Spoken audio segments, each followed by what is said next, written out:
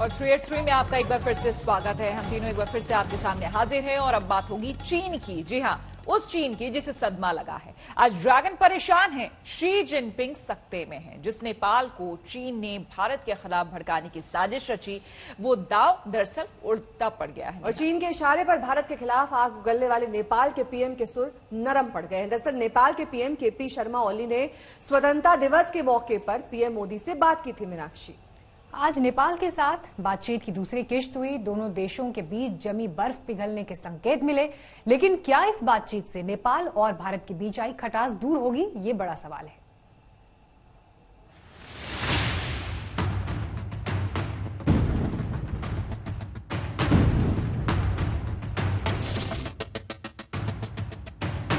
चीन की चाल फेल हो गई, उसके इरादे पर पानी फिर गया। उसकी साजिश का नेपाल ने पलीता लगा दिया। पूर्वी लद्दाख में सरहद पर मार खाने के बाद भी ड्रैगन नहीं सुधरा तो हमारे पड़ोसियों को भड़काने लगा। नेपाल के कंधे पर बंदूक रखकर फायरिंग की, लेकिन मिसफायर हो गया। सीमा विवाद के बाद पहली बार नेपाली पीएम ने प्रधानमंत्री नरेंद्र मोदी को फोन किया। आपको बताएंगे कि इस फोन के क्या है मायने, लेकिन सबसे पहले आपको बता दें कि नेपाल में भारत के राजदूत विनय ख्वात्रा और नेपाल के विदेश सचिव शंकर दास बैरागी के बीच काठमांडू में बातचीत हुई। नेपाल भारत के बीच द्विपक्षीय बातचीत में आर्थिक और विकास से जुड़ी परियोजनाओं पर चर्चा हुई।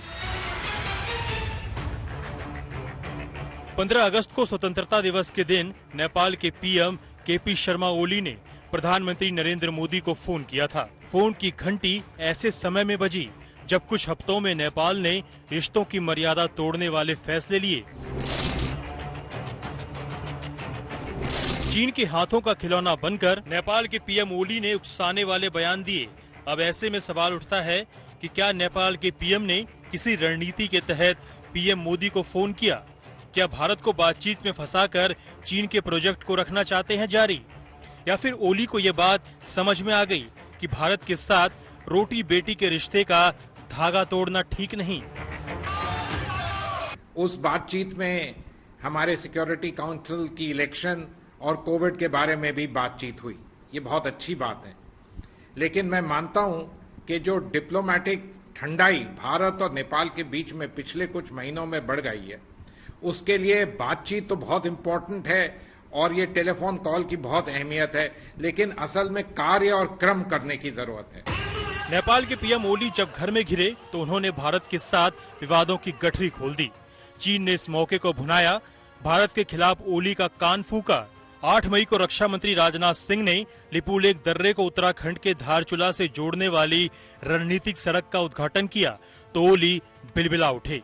इसके बाद नेपाल ने लिपुलेख, काला पानी और लिम्पियाधुरा को अपना इलाका बताते हुए नया नक्शा जारी कर दिया। जून में नेपाल की संसद ने इस राजनीतिक नक्शे को मंजूरी भी दे दी। बिना आधार के नेपाल ने अपनी सीमा के विस्तार को नक्शे के जरिए दिखाया। हालांकि भारत ने कड़ा ऐतराज जताया और चीन का बिना नाम लिए हुए कहा कि नेपाल दूसरे के कहने पर ऐसा कर रहा है।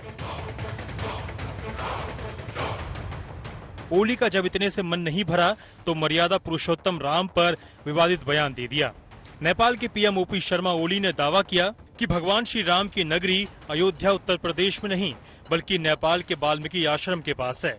उन्होंने कहा कि हम लोग आज तक इस भ्रम में हैं कि सीता का विवाह जिस राम से हुआ है वो भारतीय हैं। वो भारतीय नहीं बल्कि नेपाली ही हैं। हालांकि इस विवादित बयान पर ओली के खिलाफ भारत में जबरदस्त प्रतिक्रिया हुई। साथ ही ओली के खिलाफ नेपाल में भी लोगों ने आवाज बुलंद की।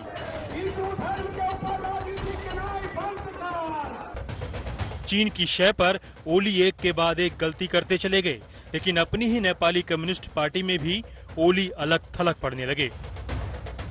उनकी पीएम की कुर्सी पर तलवार लटकने लगी। खबर आई कि चीन ने पर्दे के पीछे ओली को बचाने के लिए पूरी ताकत झोंक दी। फिलहाल ओली की कुर्सी तो बच गई, लेकिन बड़बोले ओली को यह तय करना होगा कि नेपाल का भविष्य भारत के साथ साथ चलने में है, न कि चीन के साथ, जिसकी विस्तारवादी नीति से पूरी दुनिया त्रस्त है।